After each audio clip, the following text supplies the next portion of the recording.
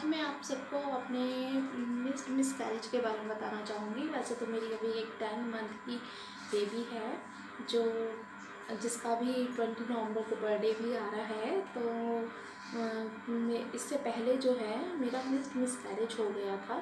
तो जो मेरा मिसकैरेज था वो काफ़ी अलग था और केस से काफ़ी अलग केस था। डॉक्टर्स भी चौंक गए थे मेरा मिसकैरेज सुन के। और जो भी रिलेटिव्स थे, मेरी फ्रेंड्स थी, सब चौंक गई थी कि ऐसा तो कभी किसी के साथ नहीं होता, ऐसा कैसे हो गया। तो यही बातें इसीलिए मुझे बोला गया कि एक बार तुम इस टॉपिक को शेयर करना। तो मैंने सोचा चलो ठीक है, मैं इस टॉपिक को शेयर करती हूँ। मेरा ये इरादा नहीं है कि भाई हर कोई अपने मन में नेगेटिविटी लाए। बस ये है कि जो भी मेरी बहनें हैं, प्रेग्नेंट लेडीज़ हैं या फिर जो कंसीव करना चाहती हैं, उनको इन सब चीज़ों की नॉलेज होनी चाहिए। क्योंकि मेरी जो अभी बेटी है उसके टाइम पे मैंने काफ़ी नॉलेज ली। मुझे फ़ोन से नॉलेज मिली, रिश्तेदारों से नॉलेज मिली, ऐप्स प्रेगनेंसी ऐप आ गए उनसे नॉलेज मिली। मुझे काफ़ी हेल्प मिली प्रेगनेंसी में। और आज के टाइम में तो सही में फ़ोन से काफ़ी हेल्प मिल जाती है प्रेगनेंसी में, ये चीज़ है। तो बस यही है कि हमें हर चीज़ की नॉलेज होनी चाहिए। हमें पहले से पता होना चाहिए कब क्या कैसे होता है, कैसे क्या हो जाता है। थोड़ी बहुत नॉलेज तो रखनी चाहिए, ज़्यादा नहीं तो थोड़ी बहुत नॉलेज रखनी चाहिए। बस यही है। तो ज़्यादा बातें नहीं करते हैं, अब मैं आपको अपने उस सफ़र के बारे में बताना चाहूँगी। ठीक है, ये बात है अगस्त 2019 की। एक्चुअली मैं 2 अगस्त 2019 को मेरठ गई थी। मेरठ मेरा मायका है और गुड़गांव गढ़ी हरसोल मेरा ससुराल है। तो मैं अपने मायके गई थी। उस समय मुझे पता नहीं था कि मैं प्रेग्नेंट हो जाऊंगी। तो मेरे को वहाँ सिम्टम्स आने लगे थे, जैसे कि हाथ पैर में दर्द, वीकनेस और आलस आना। और बस ऐसे ही कभी आलस कर जाती थी, बैठी रहती थी, लेटी रहती थी, यही सब होता था घर पे। और फिर उसके बाद मुझे कुछ दिन बाद फीवर आ गया था। जो फीवर आ गए थे जो 101 तक था। आलस करती थी, बैठी रहती थी, लेटी रहती थी, फिर मुझे फीवर हो गया था। करीबन 101 के करीब फीवर आ गया था मुझे। तो मुझे मेरे घर वालों ने बोला कि तुम डॉक्टर के पास जाओ। मुझे तो पता था कि ये प्रेगनेंसी के सिम्टम्स हैं, बट घर वालों को नहीं पता था। तो घर वालों को लगा कि ऐसे ही यूँ ही तबीयत ख़राब हो रही होगी।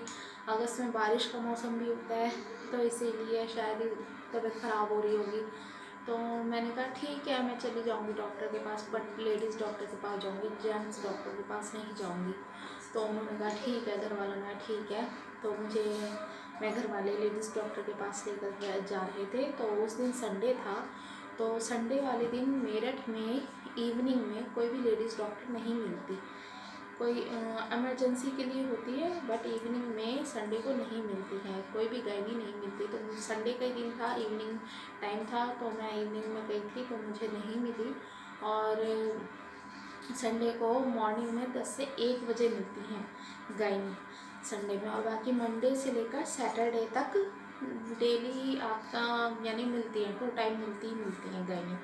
ठीक है, तो फिर नहीं मिली तो मैं घर वापस आ गई। घर वापस आई तो फिर मम्मी ने फोर हेड पर जो पट्टी लगाते हैं, गीली पट्टी, वो मम्मा ने लगा दी थी। और मेरे हाथ पैर में दर्द था तो इसीलिए बाम लगा दिया था, मम्मा ने बाम लगा दिया था। और मुझे ब्लैंकेट उड़ा दिया था। तो ब्लैंकेट उड़ा दिया था तो मेरा सारा फीवर उतर गया था। तो मुझे थोड़ा अच्छा लगा था। और फिर मैंने कुछ खाया पिया भी था। फिर उसके 1-2 दिन बाद भी मेरे को ऐसे ही लग रहा था जैसे कि आलस, वीकनेस ऐसा ही लग रहा था। तो मैंने सोचा चलो अब मैं लेडीज़ डॉक्टर के पास जाती हूँ। तो मैं लेडीज़ डॉक्टर के पास गई तो उन्होंने कहा कि हाँ, यू आर प्रेग्नेंट। तो मैं सुन के बहुत खुश हुई, अच्छा लगा मुझे सुन के। फिर मैंने घर पे बताया, घर पे आके बताया। एक्चुअली उस दिन मैं अपनी सिस्टर को लेकर गई थी हॉस्पिटल। तो मैंने घर पे बताया आके, मम्मी बहुत खुशी, मम्मी ने पापा को बताया, भाभी सबको पता चला। फिर उसके बाद मैंने अपने हस्बैंड को कॉल करी तो हस्बैंड खाटू श्याम गए हुए थे। तो उन्होंने कहा कि देखो कितना अच्छा हुआ है कि मैं खाटू श्याम आया हूँ और मुझे गुड न्यूज़ सुनने को मिल गई। मैंने कहा शायद ऊपर वाले ने तुम्हारी सुन ली। तो कह रहे हाँ शायद सुन ली। तो बहुत खुश हुए, पूरी फैमिली खुश हुई। फिर ससुराल में सबको पता चला, सब खुश हुए। फिर हस्बैंड ने ही कहा कि तुम यहाँ मत आना, अब तुम वहीं अपना मेरठ में रहना। अब तुम यही कहा कि अब तुम अपना मेरठ में रहना। वो इसलिए कहा कि क्योंकि जो मेरा ससुराल है वहाँ पर सब जॉब वर्कर हैं, कोई भी घर पर नहीं है, लेडीज़ तो नहीं, मेरी सास भी जॉब वर्कर हैं। तो इसीलिए उन्होंने 3-4 मंथ में मुझे मेरे मायके रहने को कहा। मैंने कहा ठीक है, मैं रह लेती हूँ। फिर उसके बाद नवंबर में दिवाली आई, तो दिवाली पर मेरे हस्बैंड और मेरी सासू माँ जो हैं वो मुझे कॉल करके कहने लगे कि अब आ जाओ भाई, बहुत दिन हो गए हैं और दिवाली है, दिवाली पर अच्छा नहीं लगता, दिवाली तो ससुराल में ही अच्छी लगती है, ऐसा कहने लगे। तो मैंने कहा चलो ठीक है, लेने आ जाओ। तो फिर हस्बैंड लेने आए और मैं गई अपने ससुराल। तो गई, वैसे मेरठ में जो भी मेरा ट्रीटमेंट चल रहा था प्रेगनेंसी का, सब कुछ बिल्कुल ठीक ठाक चल रहा था। ट्रीटमेंट जो था, अल्ट्रासाउंड भी बिल्कुल ठीक था, हार्ट बीट सब कुछ सब सही चल रहा था, सब कुछ नॉर्मल था। और मैं सारी रिपोर्ट्स वगैरह लेकर अपने ससुराल आई। फिर ससुराल आने के 1-2 दिन बाद मैं फिर वहीं के ही अपने ससुराल जो गुड़गांव में हॉस्पिटल है वहाँ गई। मैं वहाँ गई रिपोर्ट्स लेके, उन्होंने रिपोर्ट्स देखी और सब कुछ ओके बताया। और वहाँ पर मैम ने हार्ट बीट भी सुनी, हार्ट बीट भी बिल्कुल ठीक थी। और फिर उसके बाद मुझे, हाँ, डॉक्टर ने, मैं हमेशा रूटीन चेकअप के लिए रेडी रहती हूँ, तो डॉक्टर ने मुझे रूटीन चेकअप के लिए ही बोला था कि रूटीन चेकअप के लिए आया करना, तो हर 15 डेज़ में तुम्हारा रूटीन चेकअप होगा। मैंने कहा ठीक है, क्योंकि वहाँ पे भी मेरा 15 डेज़ का रूटीन चेकअप था मेरठ में, तो यहाँ पे भी 15 डेज़ का रूटीन चेकअप रखवाया। तो 15 डेज़ का रूटीन चेकअप रखवाया, तो 15 डेज़ की ही मेडिसिन दी गई मुझे। तो मैंने कहा ठीक है, मैं 15 डेज़ की मैम ने मेडिसिन दी। तो मेरी मेडिसिन 15 डेज़ की जो है ससुराल में 15 डेज़ निकल ही गए थे हमारे, हंसते खेलते जो भी है आराम से निकल रहे थे। और मैं, ऐसा नहीं है कि ज़्यादा हार्ड वर्क कर रही थी, नहीं, हर हस्बैंड पूरी हेल्प कर रहे थे, घर वाले हेल्प कर रहे थे। तो हार्ड वर्क भी मैंने नहीं किया था, कुछ नहीं किया था ऐसा वैसा। फिर मेरे 15 डेज़ जैसे ख़त्म हुए, मेरी मेडिसिन ख़त्म हुई, फिर हस्बैंड से मैंने कहा मैम के पास जाना है, डॉक्टर के पास जाना है, रूटीन चेकअप है और मेडिसिन भी ख़त्म हो रही है। तो फिर अगले ही दिन हम गए, तो मैम जो है हार्ट बीट जो सुनते हैं डॉपलर से सुन रही थी, तो मैम को सुनाई नहीं थी। तो काफ़ी टाइम लगा ऐसा ऐसा करने में, उनको फिर भी नहीं सुनाई दी। तो फिर मैम ने ऐसे ही बोला कि कुछ नहीं, ऐसा कुछ नहीं है, हो जाता है कभी कभी, नहीं भी सुनाई देती है। तो और क्या पता बेबी कहीं किसी दूसरे कोने में जाके बैठा हो, ये वो ऐसे बोलने लगी। और उन्होंने मुझे अल्ट्रासाउंड के लिए बोल दिया, उन्होंने कहा तुम एक अल्ट्रासाउंड करा लो। तो मैंने कहा ठीक है, मैंने अल्ट्रासाउंड कराया। मैं अल्ट्रासाउंड के लिए गई, फिर हस्बैंड के साथ ही गई, फिर अल्ट्रासाउंड कराया। तो अल्ट्रासाउंड वाले जो डॉक्टर हैं उन्होंने मेरे हस्बैंड को अंदर बुलाया और मेरे से भी कुछ सवाल किए। उन्होंने कहा कि तुम्हें इन दिनों कुछ 6-7 दिन पहले कोई हैवी वर्क किया हो या नहीं, कुछ ऐसा हैवी काम, या फिर ब्लीडिंग हुई है जो लेडीज़ प्रॉब्लम होती है, या चक्कर आए हो जो तुम गिर गई हो, या फिर फीवर आया हो इन्हीं 1 हफ्ते के बीच में। मैंने कहा नहीं, ऐसा तो कुछ भी नहीं हुआ मेरे साथ, पर ऐसा क्यों पूछ रहे हैं आप। तो उन्होंने कहा नहीं, तुम्हारे बेबी को तो एक्सपायर हुए, टमी में एक्सपायर हुए 1 वीक हो चुका है। हाँ, मैं और मेरे हस्बैंड सुन के एकदम शॉक हो गए थे बहुत ज़्यादा कि ऐसा कैसे हो सकता है। डॉक्टर भी सुन के चौंक गए थे, क्योंकि मैं एकदम बिल्कुल ठीक ठाक दिख रही थी और मैं डेली जैसे खाना खाते हैं वैसे खाना खाती थी, पानी पीती, सब कुछ लेती थी, दवाइयाँ ले रही थी, मेडिसिन ले रही थी प्रेगनेंसी की। मुझे नहीं पता था कि मेरे साथ ऐसा हो गया है टमी में, मुझे बिल्कुल भी नहीं पता चला।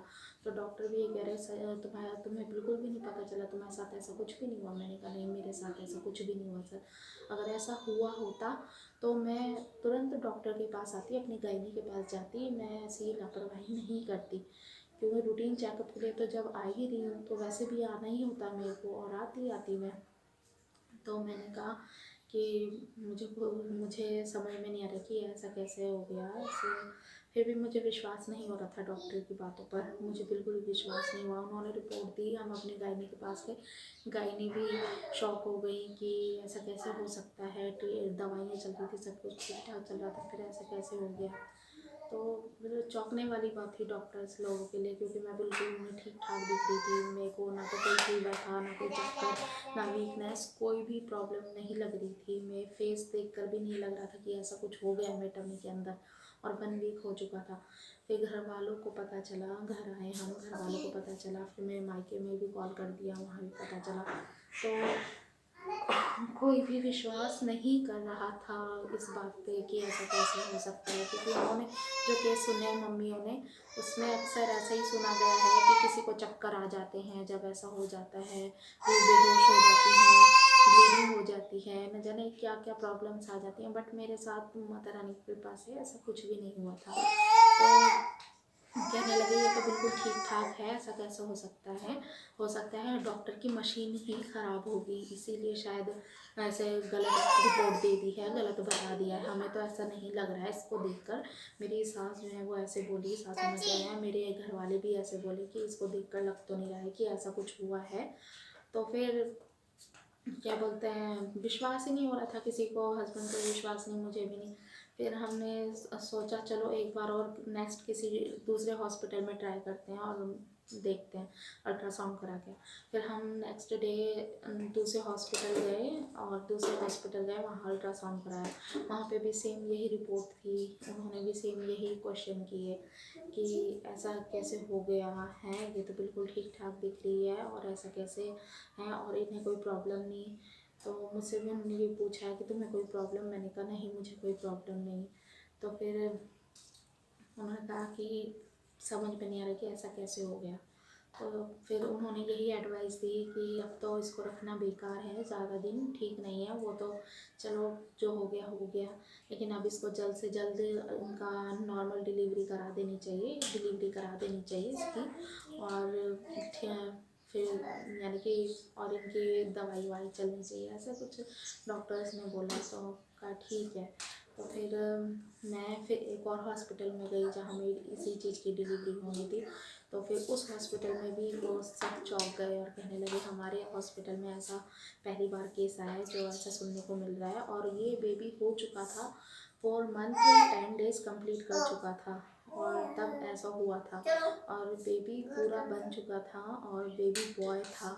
जब मेरी डिलीवरी उसके बाद मुझे दिखाया भी, तो मैंने देखा तो बेबी बॉय था। दुख हुआ, डॉक्टर्स लोगों को भी बहुत दुख हुआ, नर्स को भी दुख हुआ, और वो कहने लगे कि नेक्स्ट टाइम थोड़ा सोच समझ के और थोड़ा और ध्यान रखना अपना, ऐसे बोलने लगे। मैंने कहा ठीक है। मैं अब सही में अगर मुझे कुछ भी हुआ होता, जैसे चक्कर आना या फीवर या कुछ भी, तो मैं डॉक्टर के पास आती, लेकिन मेरे साथ ऐसा कुछ भी नहीं हुआ। इसीलिए मैं ना, मेरे को ब्लीडिंग वगैरह कुछ भी नहीं हुई। जाने कितनी लेडीज़ों के साथ क्या क्या प्रॉब्लम हो जाती है, पर मेरे साथ ऐसी कोई भी प्रॉब्लम, मैंने ऐसी किसी प्रॉब्लम को फेस नहीं किया इस मिसकैरेज में। तो इसलिए मैं अनजान थी इस चीज़ से कि मेरे साथ ऐसा टमी में हो गया, और 1 वीक हो चुका है। सब यही, मेरी मम्मा रो रो के परेशान थी कि वो सोचती थी कहीं जहर ना फैल गया हो मेरी बेटी में। तो ऐसा कुछ भी नहीं हुआ था। डॉक्टरों ने मेरा ब्लड टेस्ट किया, सब कुछ किया, कोई भी जहर नहीं फैला था। कहते हैं कि जहर भी फैल जाता है जब बेबी टमी में ही एक्सपायर हो जाता है, तो ऐसा कुछ नहीं हुआ था। मैं बिल्कुल ठीक थी, जहर भी नहीं फैला था, कुछ नहीं हुआ था। तो इसीलिए मुझे बोला गया कि एक बार तुम ये टॉपिक शेयर करो, तुम्हारा ये जो केस है बिल्कुल डिफरेंट है। तो इसलिए मैंने सोचा कि चलो एक बार मैं ये बात शेयर करती हूँ आप लोगों से। तो इसलिए मैंने किया ये शेयर। और मैं तो यही कहूँगी जो भी प्रेग्नेंट लेडीज़ हैं उनको एक तो रूटीन चेकअप के लिए जाना ही चाहिए, अपने डॉक्टर से मिलना ही चाहिए, गायनी से, और जैसे जैसे वो कहती हैं वैसा ही फॉलो हमने करना चाहिए। और हमने ऑयली फूड और जंक फूड अवॉइड करने चाहिए। मैंने तो अवॉइड किए, जो मिसकैरेज हुआ था उसमें भी अवॉइड किए हैं, और अब जो मेरी बेबी है उसमें भी, उसके प्रेगनेंसी में भी मैंने अवॉइड किए। और वॉक भी करना चाहिए, पर इतना नहीं, हद से ज़्यादा नहीं, और ज़्यादा लेटे भी नहीं रहना चाहिए। हल्की फुल्की वॉक तो हमने करनी ही चाहिए, उससे हमारी हेल्थ जो है अच्छी रहती है, प्रेगनेंसी भी सही रहती है हमारी। तो यही बात है, मैं वॉक भी किया करती थी मिसकैरेज वाली प्रेगनेंसी में सब कुछ, पर पता नहीं क्यों ऐसा हुआ। और जब मेरी उसके बाद जो प्रेगनेंसी है उसमें अब मेरी वो 10th मंथ की बेबी है, अब उसका बर्थडे भी आने वाला है। तो अब मैं बहुत खुश हूँ। जो हुआ मिसकैरेज में दुख तो हुआ था, लेकिन भगवान ने मुझे 2 मंथ के अंदर मुझे मेरी बेबी दे दी, यानी कि मैं दोबारा कंसीव कर गई थी। तो मुझे बहुत खुशी हुई और मुझे बहुत अच्छा लगा, और लेकिन डर भी था, क्योंकि मेरा जो पास्ट था मिसकैरेज वाला, उससे थोड़ा मैं डरी हुई थी। तो डर था मेरे मन में, एक पॉजिटिव थिंक थी तो एक नेगेटिव थिंक थी, दोनों थिंकिंग मेरे दिमाग में चलती रहती थी। ऐसा भी होता था। तो हस्बैंड कहते थे कि जो हो गया सो हो गया, डॉक्टर भी कहते जो हो गया सो हो गया, अब इसी पर ही ध्यान दो, पॉजिटिव थिंकिंग रखो। तो मैं हमेशा फिर पॉजिटिव थिंकिंग ही रखने लगी थी। जब मेरे को 5th मंथ कंप्लीट हो गए थे, मेरी जो बेबी है उसके टाइम पर, तो फिर मेरे को थोड़ी तसल्ली हुई और मैं बहुत खुश थी। तो बस यही है कि जो मेरी अब बेबी है उसकी प्रेगनेंसी भी थोड़ी हटके अलग है। तो मैं यही कहूँगी कि जो अब प्रेगनेंसी है मेरी, जो थर्ड प्रेगनेंसी है मेरी, एक्चुअली फर्स्ट प्रेगनेंसी की बेबी भी एक्सपायर हो गई थी 12 डेज़ बाद, फिर ये मिसकैरेज हो गया था सेकंड प्रेगनेंसी। थर्ड प्रेगनेंसी की बेबी है मेरे पास। तो इस प्रेगनेंसी के बारे में मैं आपको नेक्स्ट उसमें व्लॉग में बताऊंगी, ठीक है। और यही कहूँगी कि आप लोग अपनी केयर अच्छे से करें, जो भी मेरी प्रेग्नेंट बहनें हैं वो अच्छे से अपनी केयर करें, जो भी डॉक्टर कहें वैसा आप करें, ठीक है।